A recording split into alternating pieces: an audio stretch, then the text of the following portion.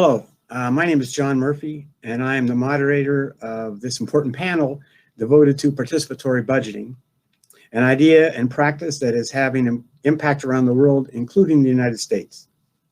Let me begin with the introductions. Like I said, my name is John Murphy. I'm a professor at the University of Miami. Currently, I am involved with a team at the university and a local NGO, Urban Greenworks, in a participatory budgeting project whereby we train community members in the theory and practice of this process.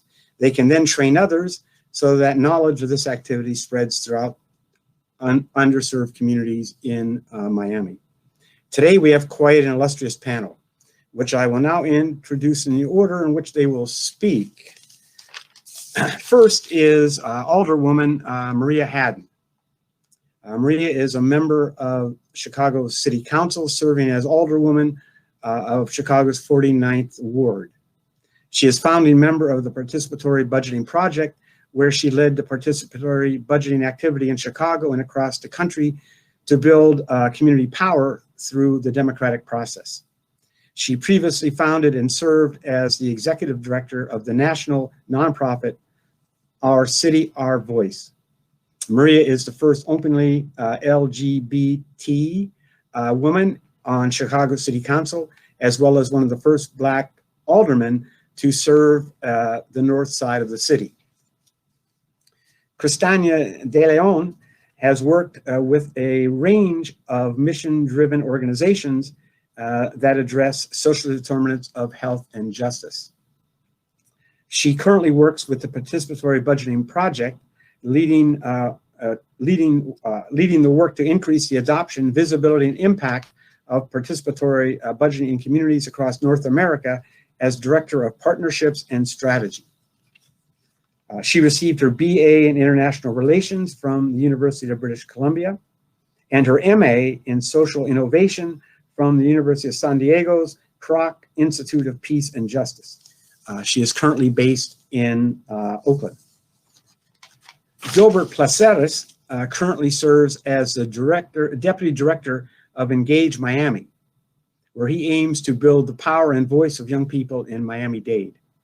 Starting at Engage in 2017 as an organizer, Gilbert has been a leader in growing Engage's voter engagement, leadership development, and advocacy work with the long-term goal of building a more just, democratic, and sustainable Miami. He was first trained as an organizer while working with Barack Obama's re-election campaign in 2012. Gilbert has degrees in political science and quantitative economics from Tufts University. We also have the Honorable Jumaane D. Williams. He is the public advocate of the City of New York. He'll be joining us. Previously, he served as the New York City Council, representing the 45th District. He has a master's degree from Brooklyn College. While on the New York City Council, he championed landmark legislation to fundamentally transform policing in New York City. He sponsored Community Safety Act, reforming the city's police department by addressing the abuses of stop, question, and frisk in communities of color, and creating the NYPD's Office of Inspector General to investigate unlawful and unethical behavior. We will hold the questions until everyone speaks. And everyone will speak for roughly 12 minutes or so, and I will keep the time and notify a speaker when the limit is approaching.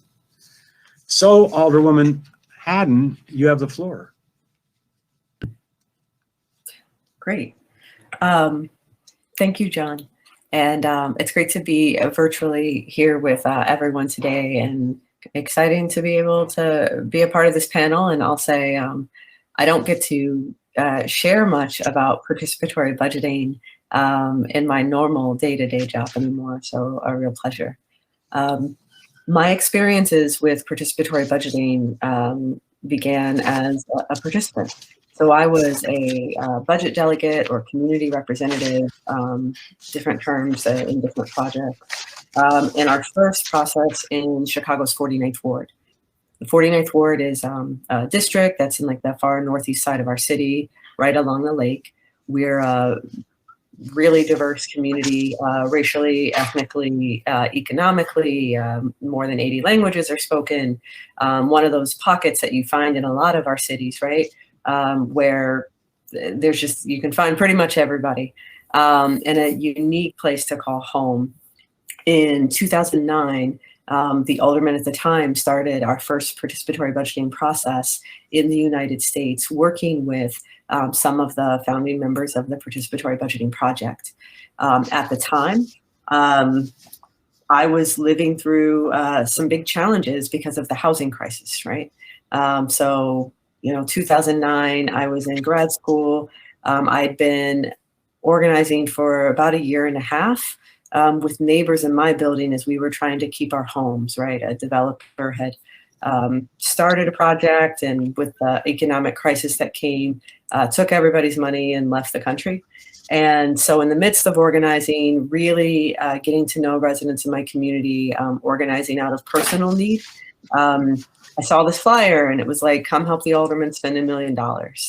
And even though I was really busy, even though I was really stressed, right? And even though we were living in this time of big uncertainty, one of the big gaps in my own experience that the economic crisis showed me was that I thought I knew how my city worked. I thought I knew how my government worked, and then I didn't, right? When my neighbors and I, and thousands of people across Chicago and hundreds of thousands of people across our country, right, were left high and dry with insecure housing situations because of this economic collapse. It really changed my perspective of what government did, what government should do, and what my relationship to government needed to be in order to not let those things happen again. So seeing this flyer for participatory budgeting and being offered an opportunity to just like meet my neighbors and work together with people locally to solve problems, to make decisions about our public dollars, was just a super fascinating idea. And so I went to this first neighborhood assembly where, there were, I think, more than 100 of us, right, learning about this thing, participatory budgeting, this process from Brazil, hearing that we were going to get to come up with projects and that we were going to have a ballot and get to vote. I was sold, right? It felt what democracy should feel like in a time where I and a lot of my neighbors felt horribly disempowered, right? The city couldn't help us with our financial issues. The state couldn't help us, right? The federal government wasn't helping us in the housing crisis. But here we could work together, and having an opportunity to work with neighbors to at least make things a little bit better on my block was really appealing. So that was my first experience with it. After our first process, which was hugely successful in engaging just new people and giving us a different idea, at least in the United States experience, right, of what democracy could be like in action, I decided that it's what I wanted to do. So I spent about 8 years working with the Participatory Budgeting Project, and now as an elected official representing the 49th Ward, it's something that infuses a lot of our decision-making processes, right? We still do PB with our capital dollars. We're this year for the first time putting on the ballot program and policy priorities as well. And it even infuses the way we make decisions around zoning and development. So there's so many applications for it. And especially as we're in another time of crisis and uncertainty, I think there are real possibilities for how we can use participatory governance and participatory budgeting to engage people and help us to take more control of local decision making. Okay. So here's, I guess I can start the questioning. Well, no, we won't do that. We'll go to we'll go to Kristania. Sure. Sorry. No problem, Dr. Murphy. Hi, everyone. So grateful to be here. Thank you so much for having us. I just want to share a little bit about what Participatory Budgeting Project does, and just a little bit of what this has looked like in practice, particularly recently as more and more communities think about how they want to approach and incorporate participatory budgeting into their work as well, and some key considerations we always bring forward. So first, I just want to offer that, at the Participatory Budgeting Project, or PBP, we really are constantly thinking about ways that we can support community in incorporating participatory budgeting into their processes. We think about, how we support our partners. So we do a lot of advocacy support, education support, in thinking about what community advocates need, also what elected officials or folks with formal oversight over budgets need to help them learn about how participatory budgeting works, what the process is, what that framework entails, but also how it can lend itself to the specific needs and context of a given community. And when it comes to doing that work, it's always important to remember and be mindful of the fact that no matter what we do, if we have strong grassroots support, there's always a push to get approval, to get a yes. And in cases where we do have perhaps maybe elected official support, or there are folks who oversee budgets that are really interested in participatory budgeting, our job is also in making sure that community is really educated and informed and able to come along in the process and own it, because no matter what we do, community leadership is central to participatory budgeting. And we need to understand, particularly as partners in this work, that, this work is intended to be community led and, of course, elected and institutionally supported. But communities need to feel like they own this process. And that's a big piece of what we do. We also offer and support to communities through offering technical assistance. So once a process is approved, we support in running the process and take more of a train the trainer approach. We really believe the process has to be held and led by local community because it is theirs. So that's a big piece of what we do. And then we also offer support. We have a participation lab where we create new resources and tools to make participatory budgeting and other participatory practices more accessible, more equitable, more significant. And I certainly came to this work because I had a long-standing background in public health, public policy work, had always been that person every legislative cycle, memorizing every bill. How are we going to get things passed? How are we going to advance health equity?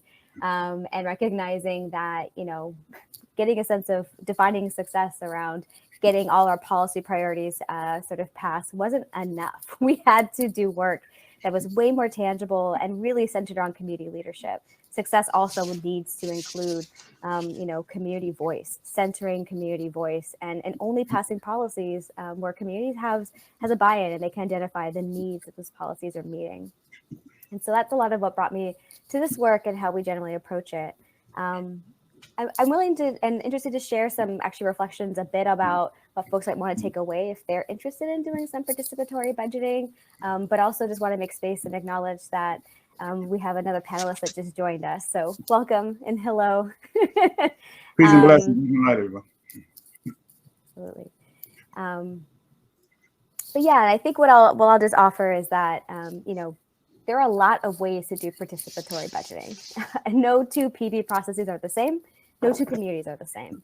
And so it's always important to remember that participatory budgeting is a framework. It's a very broad framework. And just committing to a process will not guarantee that it's done the way that you need it to be done and that you want it to be done. So when you think about participatory budgeting, it's always important to consider, what you have to build around it for success.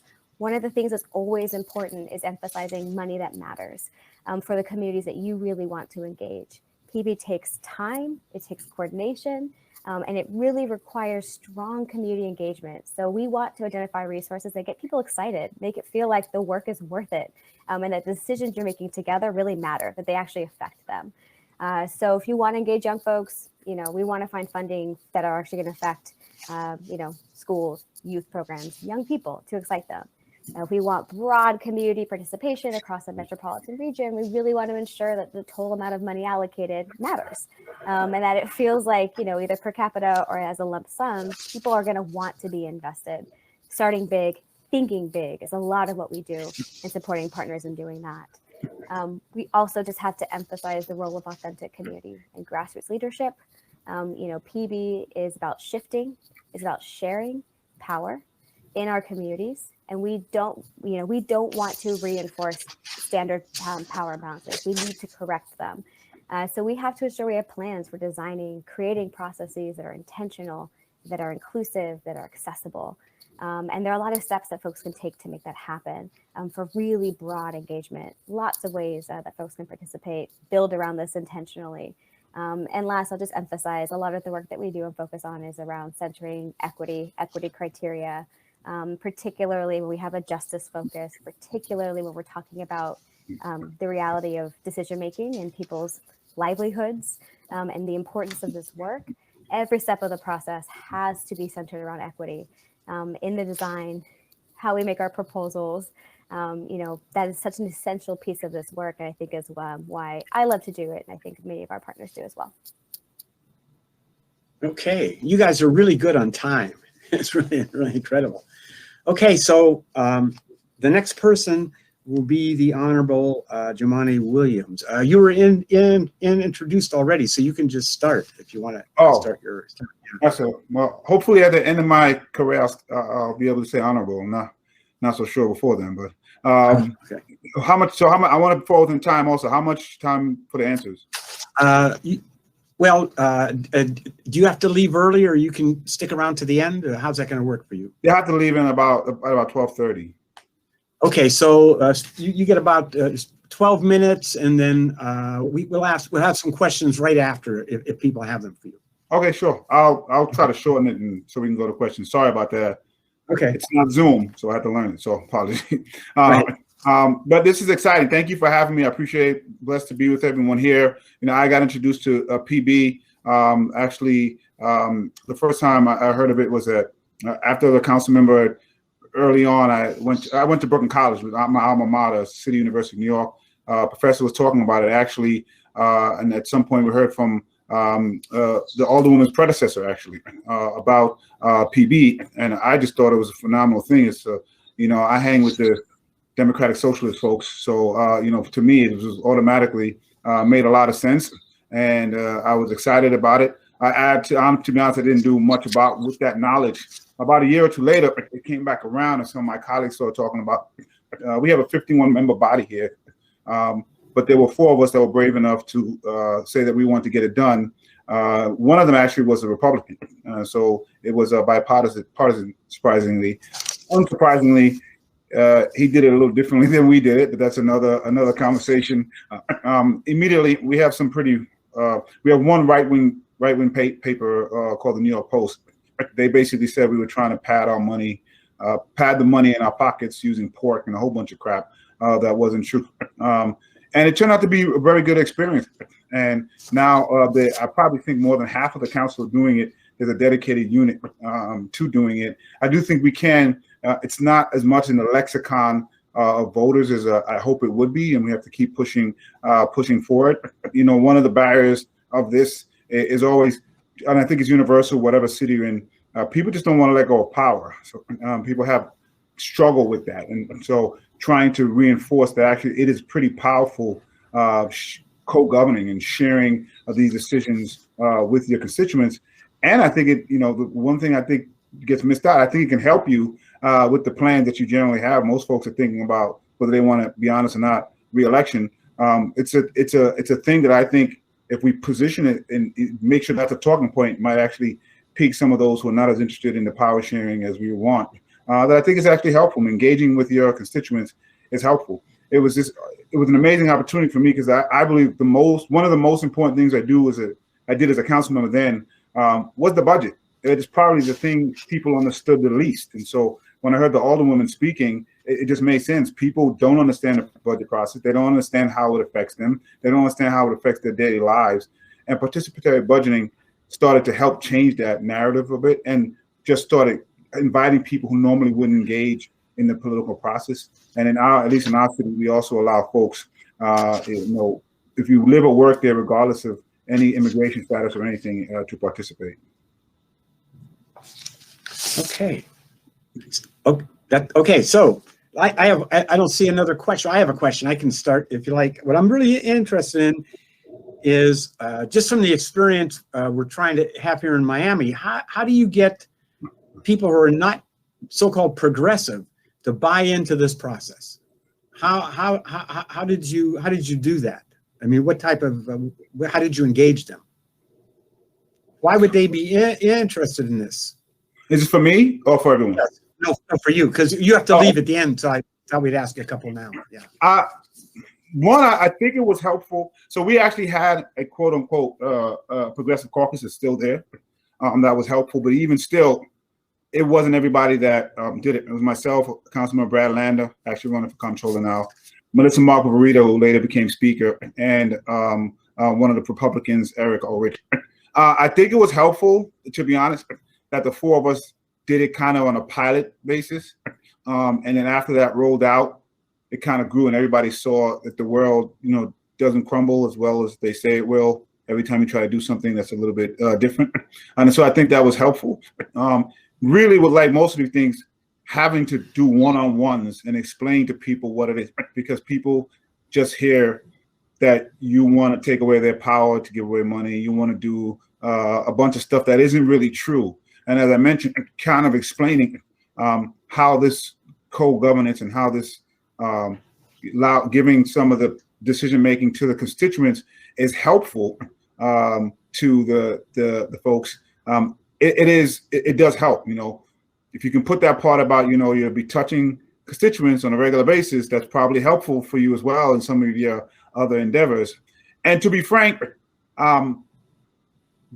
delegating and giving money that wasn't my money, we get pots of money that you get to give away for capital and non-capital. It's actually a stressful thing because everybody's asking you for this project and that project, and like, oh my God, and you give some and it's not enough. This actually can take away some of that pressure as well, because you're giving it to people to help you make those decisions, and so you don't have to take all the weight of it.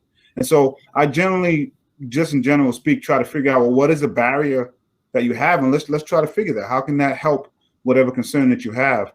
It does take time to do the one-on-ones because people are generally stuck in their ways. And I don't know if progressive or not progressive. I found that whatever title you are, once you get into power, you start kind of melting to the situation that existed before you there instead of actually trying to change it. So I'm not sure if it's I don't know that New York City is as progressive as everybody thinks. That's a whole nother conversation. But I'm glad that we're able to push conversations in a certain way. Sure. Somebody has a question from the audience. How do you convince elected officials to start a participatory budgeting process? I mean, you sort of touched on this, but they may. Is there anything more specific you'd like to say? I also think you don't have to. I always think it's sort of like organizing, and people get daunted by trying to change the world. And I'm like, the world could just be your block. It could be just your building or your school. And so I think also showing that, okay, we don't have to do the entire budget right now. Slow down, everybody. Let's talk.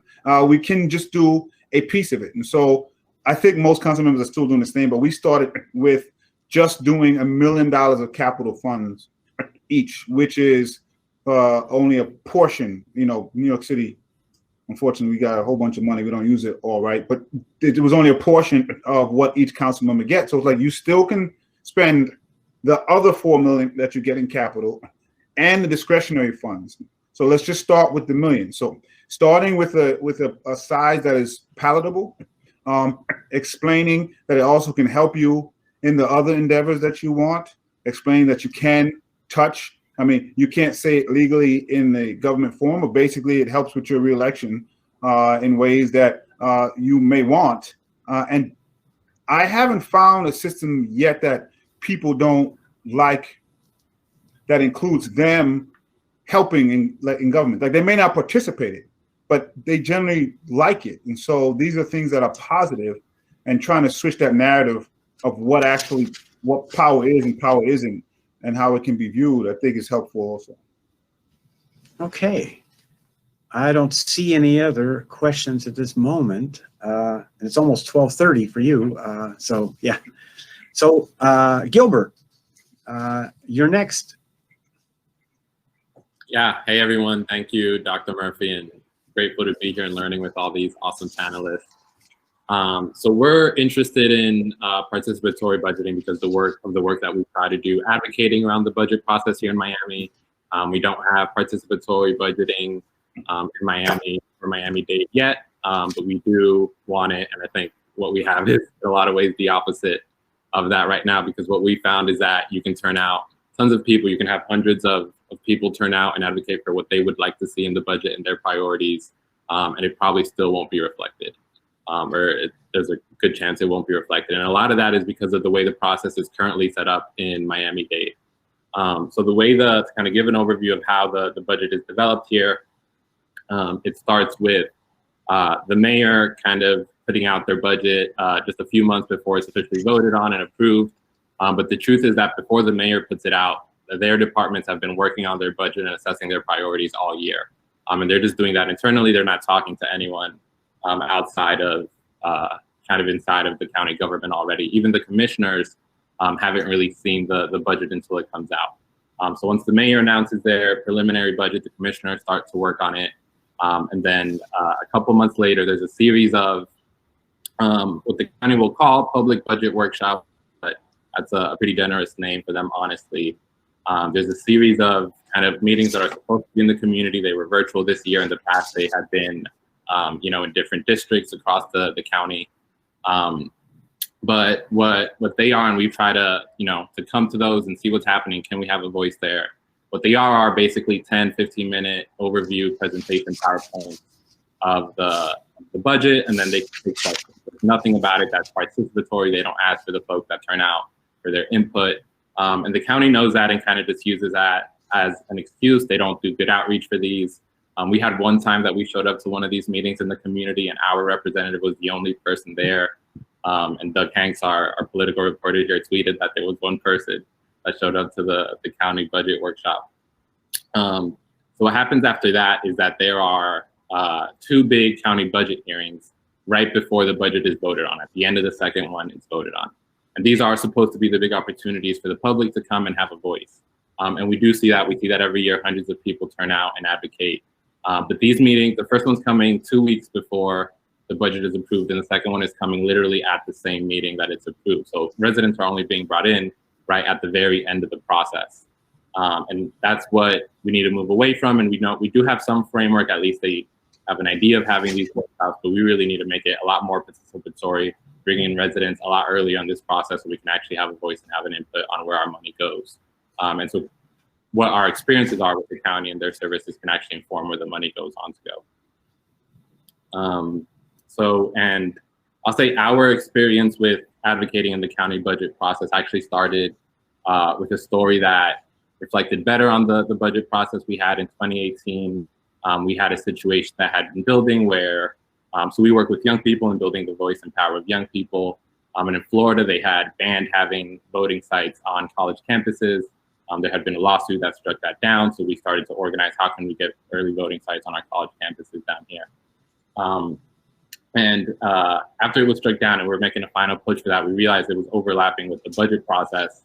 We decided, we're going to show up to the county budget process, talk about why they need to allocate money so we can have these early voting sites and young people can vote on their college campuses. A lot of our young folks turned out, a lot of folks with Miami-Dade College turned out. There had been a lot of other organizations making noise around this and fighting for this. And what happened was we were actually successful. We got 3 early voting sites placed in Miami-Dade at Florida International University and 2 campuses of Miami-Dade College, North Campus and Kendall Campus.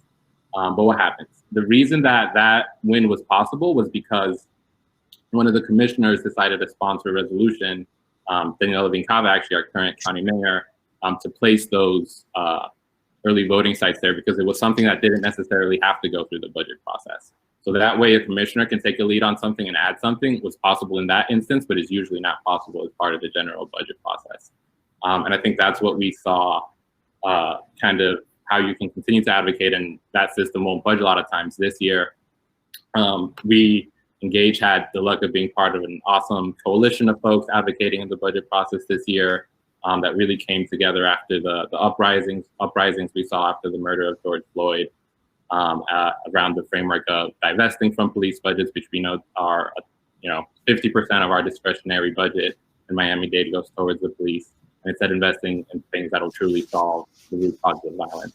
And I just want to say, I'm just one leader from one organization that was part of this. I want to shout out Panelists, obviously, who's bringing us all together today, and we're leaders on this, the Dream Defenders, There's a lot of individuals who are here today, Zalala, Natasha, Maya, Yanelis. So just want to shout out everyone. I just have the luck of talking about the work we did a few months ago, but just one person.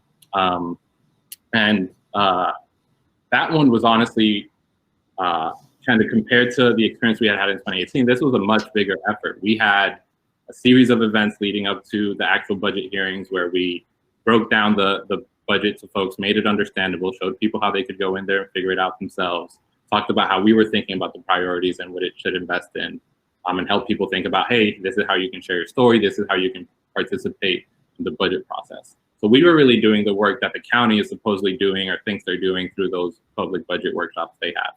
And what we saw the fruits of that labor, we saw hundreds of people show up to the 2 county budget hearings, advocating for 10% to be reallocated away from the police budget, instead invested in things like sobering centers. So folks who have a problem with intoxication don't have to be invested $100 million towards affordable housing and money for rental assistance.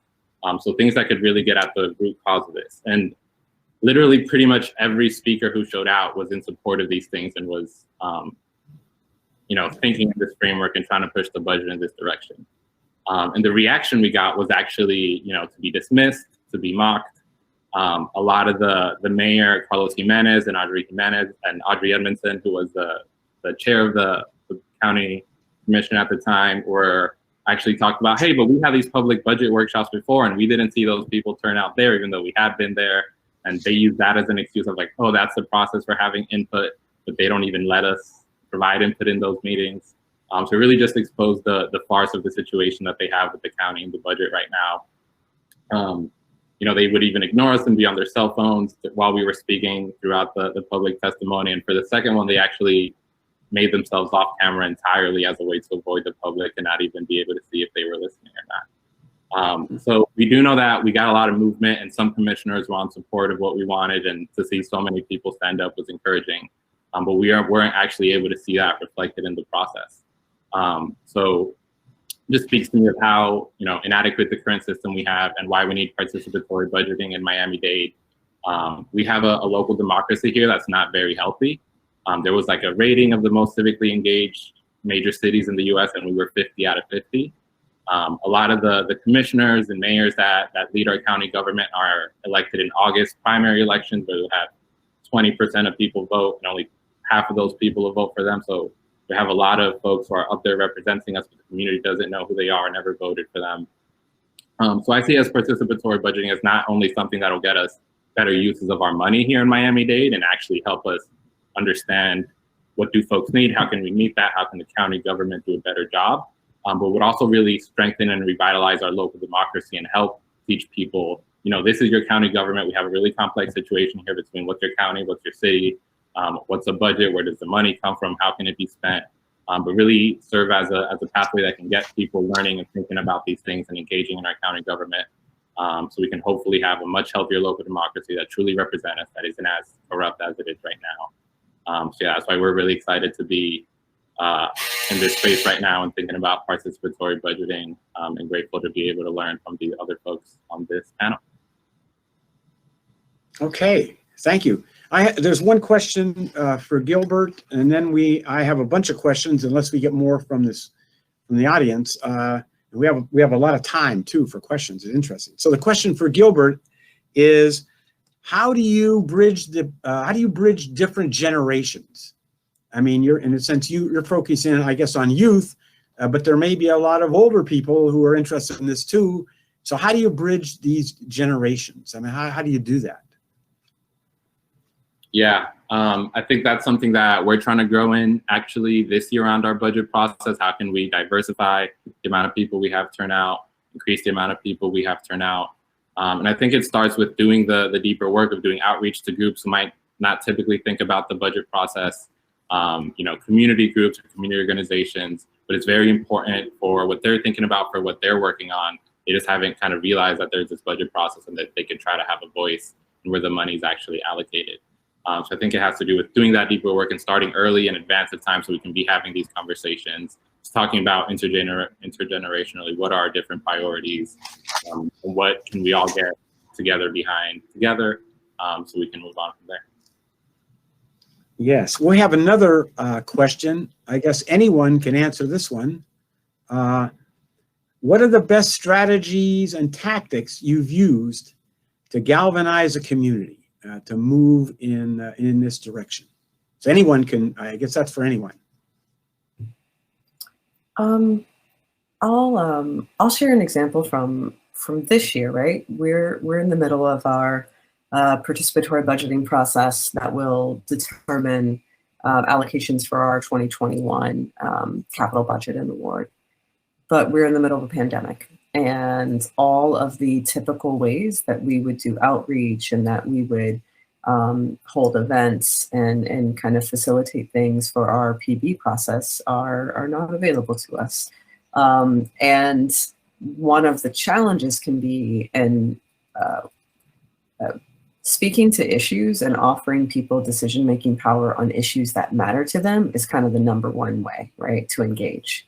But when we're talking about some of the PB processes that we have, right, the budget that I have available to turn over to community decision-making doesn't always connect to the issues that are the most important.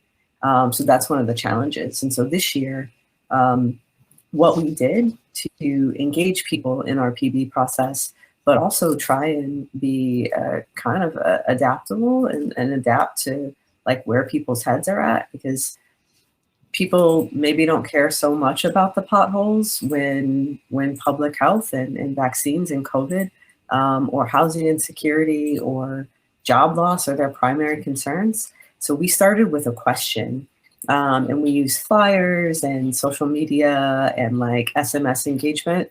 And we started with a question, and it was just, you know, if there was one thing that you could change to improve our community, what would it be? So this year, that got us a lot more engagement, especially than what we were expecting under current circumstances. But we just tried to open it up, right? Like, what is it that's on your mind? What do you care about? And sometimes trying to reset and understand that, and then figuring out how to design your program around that, I think is a good way to engage people and maybe see, you know, who you may have missed before. Yeah, and I think also just building off of that, I think a big piece of it is acknowledging and never denying the reality of what we're living in, what we're living with, because the motivation for community leadership and community voice is ever present.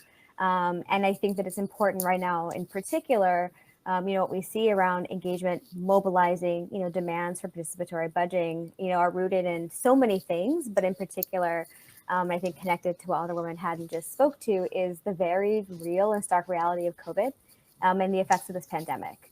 And so for some, and particularly during COVID, it can feel hard to make the case for something like PB to say, hey, can we slow this down a little bit and have a really deliberative process that involves every member of our community?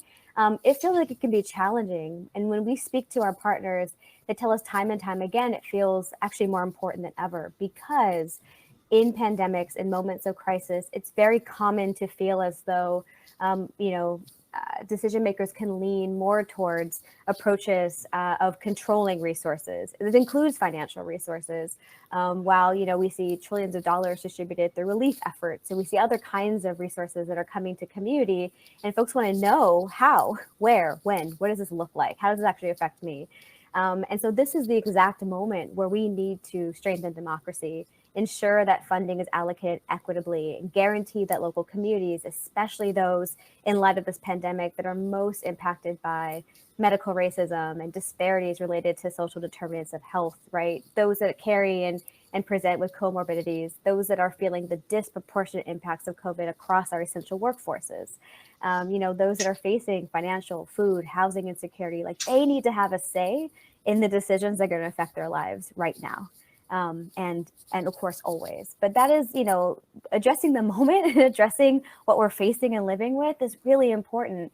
As we talk about sort of, you know, a health crisis, we also undeniably recognize that we're facing a crisis of police violence as well, over-incarceration, community surveillance, harm, you know, across our carceral systems that deeply impact community members. Talking about those things is really important. So when we think about, the evolution of participatory budgeting and I think the community, but also political will to really consider what it means to incorporate practices like participatory budgeting, that comes with acknowledging the case that has to be made for divest invest movements, accountability for law enforcement and spending. People want to know, why are we cutting housing budgets and we are not bringing our police back to the negotiating table? That's a very valid and fair conversation. We have to be willing to have those conversations. And the role of community in this process is so critical, right? We're looking at sort of, like generations worth of organizing, but so really sort of a groundswell of this movement that's seeking to end practices that threaten our communities, and is an opportunity for us to seek to replace them with practices that are beneficial, that are systemic, that are restorative, that are life affirming. And so this work, is always about investing in approaches that are going to address root causes, of violence, root causes and social determinants, like our livelihoods, how we live. And I think it's important to always remember and never shy away from the context that we live in, what people are sitting with, what they're holding, what they need, because those voices are critical for us to make equitable and fair and frankly, very efficient decisions about our budgets and our resources at large. Okay, somebody asked me a question. Let me deal with that, and then I'll get on to some other questions here. Okay, someone wanted to know about the budgeting process or the project that I'm involved in, and like Gilbert, I said, I'm just one person. We got a team of people at UM here, and I'm working with Urban Greenworks, a guy named Roger Horn, who's been instrumental in this. And we don't have an official name. We're just training people. Right now, our first training is going to be on Sunday, where we're training people in a curriculum we think will go beyond some of the sort of toolkits that are available, so that people will have some real knowledge to spread throughout these communities. I mean, we're adhering to a trainer and trainer model also. So I'll be more than happy to talk about that anytime you want to get in touch with me. So I want to direct this back to these other people. Let me ask a couple questions that are, because right now and it's interesting, we're talking about sort of different philosophies and so on. And there is a huge philosophical shift at the basis of this, this type of work, in terms of who should be involved, who's the expert, whose knowledge bases are important, and how those knowledge bases have been excluded and all. I mean, that's really important. But I just want to ask one thing to start with. And there may be people here that are interested in this, that want to start a project. For example, just very nuts and bolts, in a sense, how do you disseminate information throughout the communities that this type of project is starting, and you're going to get people involved? What media do you use? What channels of access do you take? That'll be the first question. And does anybody want to address that for people who may be thinking about doing this? Go ahead. Anybody wants to start?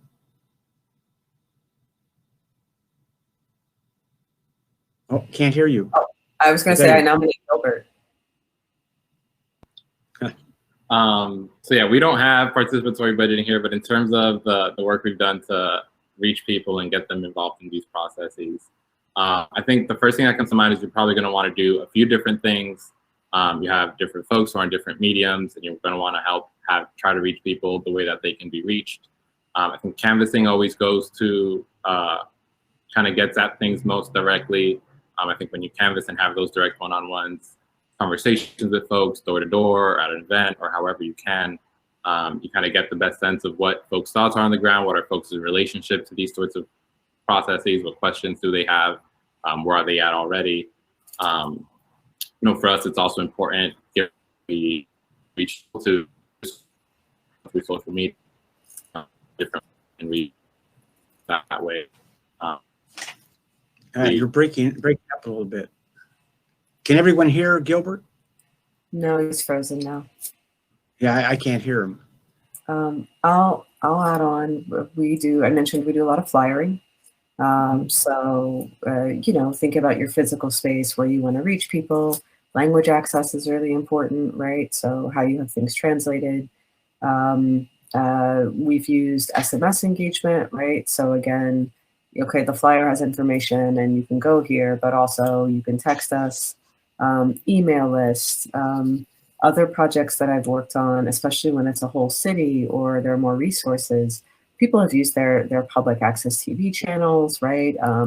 They've mailed things and utility bills, right, to reach the most people. So mailing's another good way to reach people, just to let them know what's happening. But pretty much anything you would do for direct engagement works for this as well. Yeah, I think the only thing I'll add, and I think in the spirit of Alderwoman Hadden asking for Gilbert to go first, is acknowledging that your local folks will know how to find their people.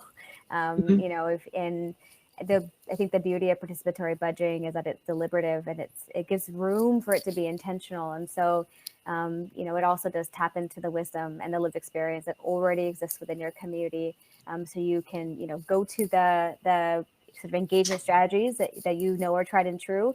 And you can also tailor them to the communities that you really feel need to be reached and really heard and centered in a process. And recognize that no matter how much you plan and how much you organize, there's always so much more that's going to be added once you kick off a process and you're actually engaging with your neighbors and other community members who will also bring all of their wisdom and knowledge to the table as well. And that's kind of, I think, one of the really cool things about the process.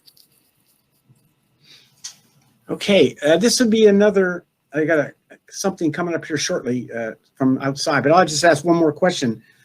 In terms of organizing a budget assembly, what type of strategies do you use to make sure that not only that all people can talk, but that all ideas are given equal weight?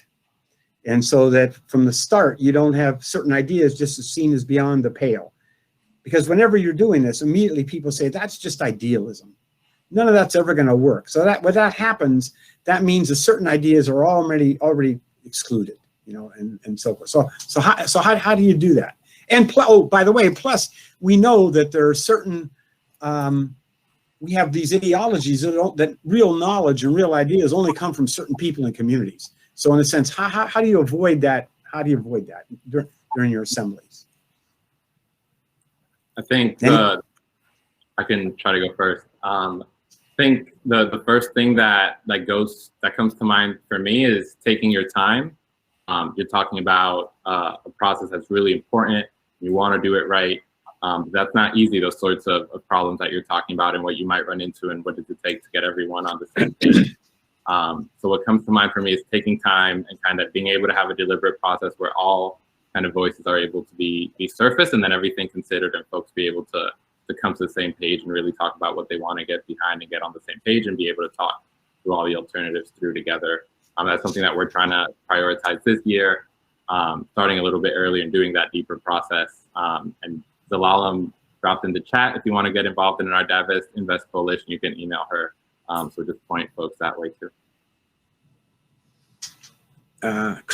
Kristania, you look like you wanted to say something, no? On this?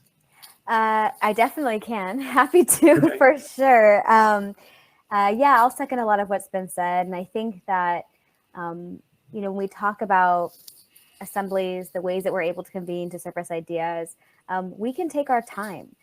So that's you know, I think an important piece of participatory budgeting, which is, you know, if we think about the way we typically get to engage, where it's like, here's your 3 minutes of testimony, thank you, goodbye. You know, this is a space where we actually want to come together in community and say, all right, like, what do we want to do? Let's brainstorm together. And I do think that in offering sort of the way the process works and knowing that there will be proposal development phases, there will be vetting, there will be all of the technical things that are attributed to these ideas, this is our chance to think big. There are a lot of cities that are able to invest in things that they cannot write into their budgets, but can do because participatory budgeting allows them to do that.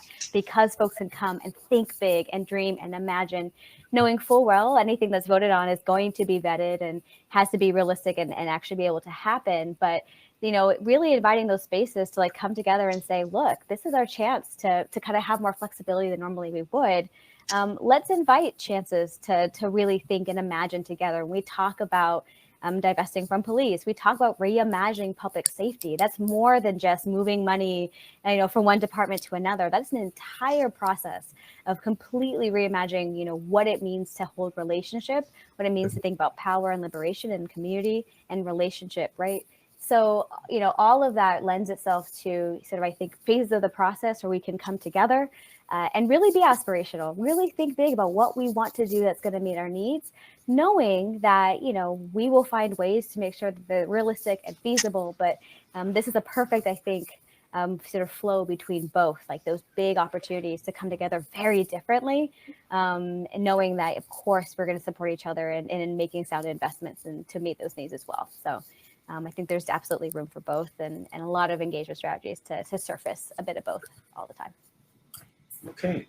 Somebody asked, what do you think, and anybody could deal with this, what do you think are some of the positive outcomes of this process in terms of communities? So does anybody want to address, there's a pile of literature, of course, on this about the positive outcomes of this. So does anybody want to address some of the positive outcomes of this process? I'll speak to it. Like, Great, perfect. It's been 11 years now since I was just a participant in PB.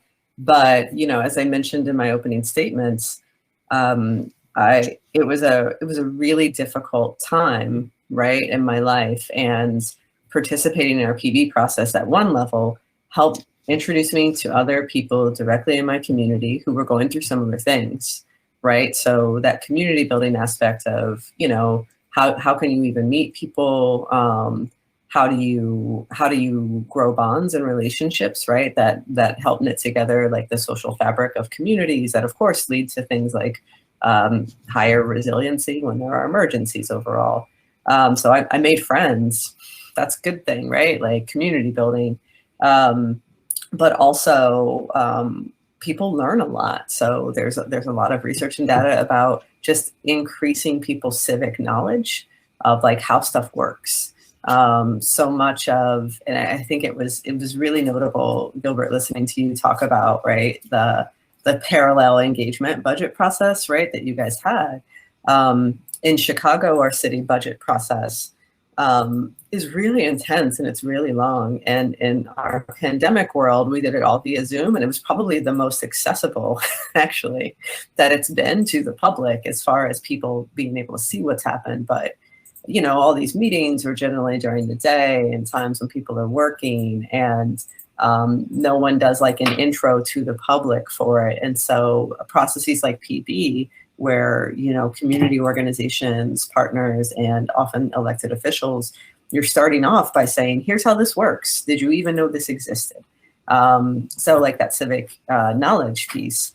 And then we also saw when you get people together talking about things that they want to improve, even when there are limitations through their PB process, that doesn't stop people from them wanting to continue to solve problems, right? So like people do things outside of PB that are good for them and good for their community, whether it's forming community organizations or creating other campaigns or getting involved in other things.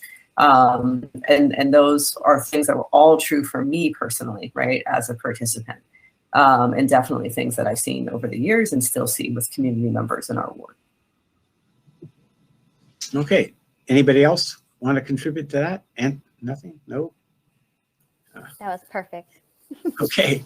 So here's an interesting question. I think this may be relevant to Gilbert to start. This has to do with a issue related to youth. How can people who cannot vote, and they're talking about here kids, undocumented, and so forth, how do they get involved in this process? I mean, how do you reach out to them? Yeah, that's a great question, because I know we have a lot of folks in our community who can't vote. And then kind of that leads you to believe that if you can't vote, you can't participate in these systems at all. But that's not true. The truth is that, voting is kind of the first step in some ways. And you do have to be a citizen here to be able to vote, but an 18. But there's so many other ways that you can get involved and have a voice, and none of those is there that requirement or those sorts of requirements. So in terms of participating in these sorts of things, coming to, at the public meetings here, they don't check for your ID, really, so anyone can go and have a voice there. There have been children, there have been undocumented folks to speak their minds there. I know at the events that we would have, at the assemblies we would absolutely welcome everyone and not have any sorts of that sort of discrimination. And also in terms of getting involved enough to bring other people into the fold and speak to your peers, that's also that there's no requirement. So, it's unfortunate that we can't all vote, but pretty much most other things you can do, kind of everything that's coming to mind right now, everyone else can participate in. So I hope folks don't get discouraged if they can't vote. Yeah. Oh, sorry, go ahead. Oh, no, that's fine. I'll also just add that, for participatory budgeting process, there are touch points with every kind of phase of a cycle, but there is no inherent reason why a participatory budgeting process has to have the exact same eligibility requirements that you might find in formal elections. There's no inherent reason why a PB process has to be built in a way that continues to exclude those voices from participating. There are full citywide processes that are run entirely for people between the ages of 5 and 25. Who, the majority within that age group can't vote in a formal election, but they have PD processes entirely dedicated to their voice and decision making. And similarly in cities like, very big cities like New York that are very, very diverse, but then also, communities of all sizes, there are efforts to ensure that folks who may be hospitalized, who may be incarcerated, who may face any number of barriers to participating, undocumented even, to be able to participate in PB. And that's a piece of, I think, designing for equity and being intentional about that. But PB wouldn't necessarily have the same restrictions and is a way to provide and invite that much more inclusive decision-making together. I was just to follow up, I was wondering, do you see any do you see any difficulties in terms of outreach with those sort of populations that are sort of hidden? I mean, how do you see difficulties reaching those people so they get this message that they actually participate? Yes. Absolutely. Yes, but I think they're workaroundable challenges. I mean, I think that, of course, there's challenges exist, and I think they exist very intentionally. And I think, as Gilbert alluded to earlier, when we shift power and shift our approaches, that requires shifting our outreach. And so it's saying when we talk about, I think a lot of times we do polling, for example, in formal elections, they really poll eligible or likely voters, right? And they really skew or orient narratives and visions around, who they think that is. And that leaves a lot of people out. Even time. people, yeah, absolutely. And so, I think a big piece of PB is actually saying this is a chance to make decisions together. We don't have to buy into those exact narratives and those exact constraints, right? We can go and solicit votes creatively and differently. And I think Alderwoman Hadden spoke to, right? The different things that you could actually do to kind of be really strategic and to really kind of live into the potential of PB. But yes, it's a challenge. But, I think that a piece of PB is also having the time to plan through a process that can kind of meet that challenge head on. And really seek to really go for that, include folks and be super intentional. I think that's a really big piece of the work for sure. Yeah, I'm oh, sorry. I'm going to add one quick thing to that too. So everything that Kristania said, and then again thinking about like the project and the work that Gilbert and other organizations are doing, or even that you're doing, right, Dr. Murphy. I'll say that you need wanting to reach populations that government and elected officials don't normally connect with, right? You need other groups. So, people if you think about the audience, right, of who do elected officials normally talk to, right, and who's then paying attention to elected officials, someone who elected officials or local government typically ignores might not pay attention to my flyer. They're maybe not on my email newsletter list, right? Like, even if I'm trying to reach them, they're not necessarily inherently a part of my audience, right? Like, they haven't opted in to pay attention to me because of an elected official coming from government. And that's where it's really important to build a broad base, right, of people working on this process that are outside of government.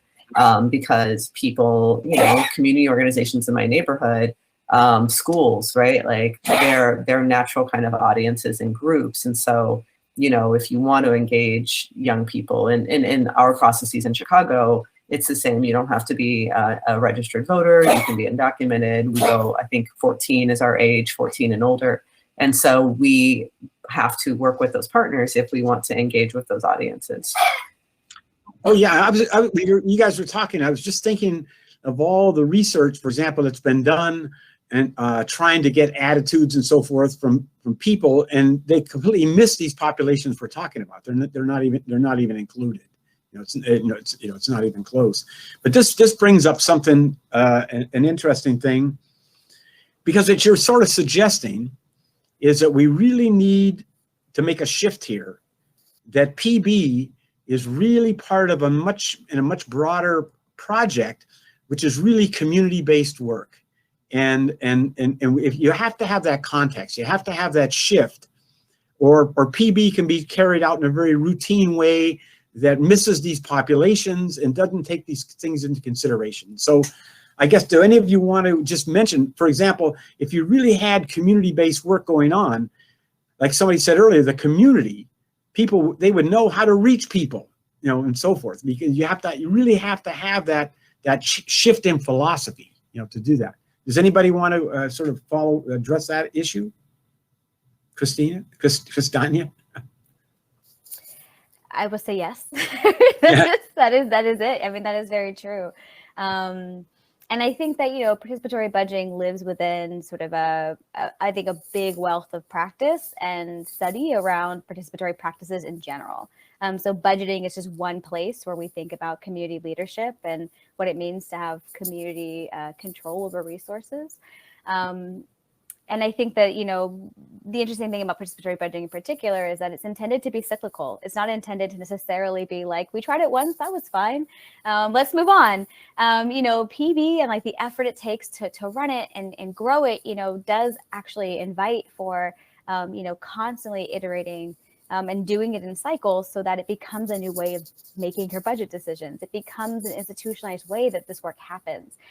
Also then hoping that all of the benefits I think were spoken to before can hopefully then, kind of spill over and grow in all the other areas of decision making that occur, because I think the reality is that we don't just make important decisions during elections and during budget hearings, and they're being made all the time, and all of those decisions affect all of us constantly.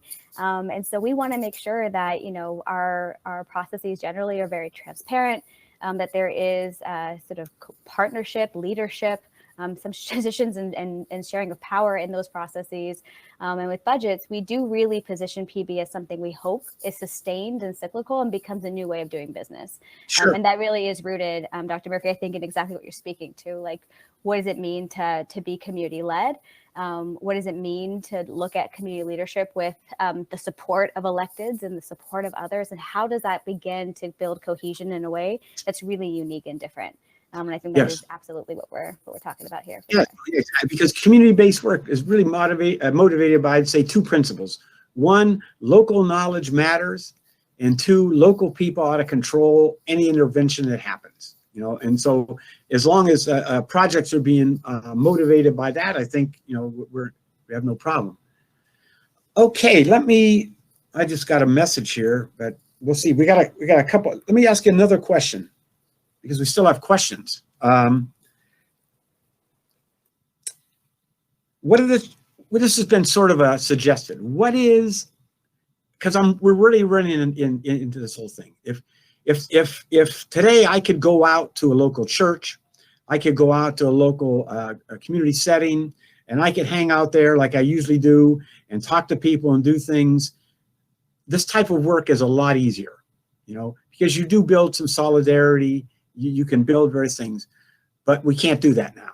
And so, at the university here, we're actually prevented. We're not allowed, because and so forth. So I guess what I'm asking you, what do you think some of the real challenges are with doing community-based work like this in this setting, this COVID setting? And because I think a lot of people really, they're out in the audience are probably doing community-based work, And this is really a hindrance. You know, it's really an incredible hindrance. So does anybody want to start with that? Just sort of your thoughts on what you think maybe some remedies would be, some things you need to address, how you try to build solidarity through this means. Because I'm trying to talk to you, and I'm not sure I'm building solidarity. I'm trying. I'm doing everything I can do to try to convince you I'm an authentic person. You know, how do you do that? You know? Yeah, I can try on this one. And you're definitely right in terms of COVID, and this crisis has unfortunately put a lot of challenges for us and a lot of barriers in our way, and it's a little harder to connect with each other and to really build with each other in that way. But, you know, we still have a tons of tools at our disposal. Folks are, you know, as we've gone deeper and deeper into this crisis, folks are kind of have learned new things and moved into new spaces and figured out how we can still connect with each other. So, you know, people are resilient. As organizations, we have to be resilient and see how can we still meet people. We've had a lot of luck with phone banking, reaching folks on the phone. We do a lot of voter work, and our voter work, that's the shape it took in 2020 in large part. But also, you know, digital tools are all still there, and folks are even more in the digital sphere now and might have learned about new tools because they had to because of this. So, you know, you still have to be intentional, especially when it comes to like language justice, for instance. How can you still reach everyone? But there are still a lot of efforts, and we still can touch people and have these conversations and come together. It's a little hard, but still do it for now, and hopefully there's an end in sight, and soon we'll be able to build with each other person to person again. Okay. Go ahead. Plus one to everything Gilbert said, and I would add, since most of the ways that we're engaging, especially, I know we were speaking about this before we started our broadcast, but I'm in Chicago. It's cold. We're not outside. Right. So there are, you know, in different climates, and certainly during the spring and the summer, we did take advantage of the outdoors, right, to find ways in small groups, to have some socially distanced activities. So we did a participatory planning process, a large kind of first part of it around some city-owned land in the ward. And the organization we worked with, the Metropolitan Planning Council here in Chicago, we had strategized and do things differently because so much of their normal plan relied on in-person engagement, right? Like physical engagement with people, going to the site, engaging there. And they were really helpful. We engaged with community partners, and we found ways to, you know, hey, we're going to limit this to a 10-person group for this kind of design process, and we're going to do this outdoors. We did, one of my staff members did drop off by bicycle to people's homes for these like physical kits that we had. So we definitely had to get creative and find ways to still make that in-person connection. I think that's important. And then the other aspect of it that I'm still learning to do, but have had at least one successful experience is so much of what we naturally do when we're in person with one another and in large groups is we have fun, right? Like we socialize, like we relationship build, to your point, right, John? Sorry. We have fun and we talk. And so finding ways to do that with large groups in digital spaces, finding ways to relationship build and making sure that your process and like when you're having meetings, which are the mechanisms by which we do so much of our work, that they're not all work, maybe, that there are other things that you can do to help engage and build that in. So like we've been doing these PB office hours weekly, where my staff person who leads our PB process, in addition to like the meetings that our committees have, it's kind of an unscheduled time to just drop in and share what you're doing and maybe ask questions, but also offers a space for some of that relationship building, but certainly challenging. Yeah, I'll plus one all of the above, and the only addition I'll make is just the observation that some partners of ours, you know, have really just shifted their approach. So where they were before budgeting to do PB with, you know, renting community space, providing childcare, budgeting for food and meals, that's kind of become actually buying Wi-Fi, hotspots, tablets to actually start to bridge that digital divide and try to think about, if we're going to be running this work virtually, what do we need to shift our investment and thinking and planning around so that people have what they need to be able to participate. So I'm seeing some cities also thinking about, maybe we do need to buy access to internet and Wi-Fi and like meet some basic needs so that folks can really show up as a piece of this process. And that is very much, I think, a consideration that folks are really sitting with, is how do we really get access into the hands of folks? And before that maybe looked different, maybe looked like childcare or other things. And these days it's constantly morphing. And I think folks just need to really plan and prep around it so that they can really feel like they can meet their goals or their PB process through intentional, planning and engagement, for sure. Okay, so we're almost finished. We have a few more minutes. Does anybody want to just make a final statement? And because I'm getting a message, we're going to end here. So does anybody have any summary you'd like to make? If not, I guess I'll just thank you really for coming. And it was wonderful, And I'm supposed to tell everyone that you should join the equitable governance session tomorrow. And so if everybody's out there listening, make sure you do that. So it's great. It was great talking to you people and meeting you and so forth. Likewise. I'm curious for Gilbert, for folks watching that are in Miami and community, what's next for y'all? How do they connect to you? How do they learn more about your platform? What's next? Yeah, so I just dropped in the chat, actually wanted to mention a project that's going on right now that actually our new mayor kicked off. It's not participatory budgeting, but hopefully it's something that can get us there or start to get us closer to that. It's going to be the biggest community survey ever done in Miami-Dade of community residents. We're lucky to be one organization helping to get the word out around this.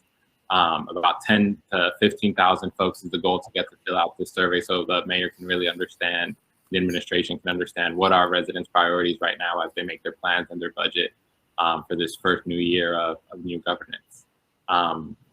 We'll also add, if folks want to join our Invest Divest Coalition, I'm going to drop my email in the chat. Bilal had mentioned it before. But we're getting ready this year for what our advocacy around the budget and organizing around the budget is going to look like. I want to be bigger and stronger. Encourage anyone who wants to get involved to please reach out.